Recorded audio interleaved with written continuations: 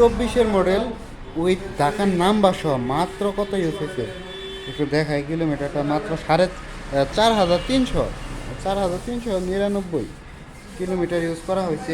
একেবারে super fresh. আগে টায়ারের কন্ডিশনটা যদি দেখায় তাহলেই বুঝতে পারবেন কীরকম আছে। যারা সুজুকি হায়াতি বাইক পছন্দ করে তাদের জন্য এই বাইকটা কালেকশন করা হয়েছে।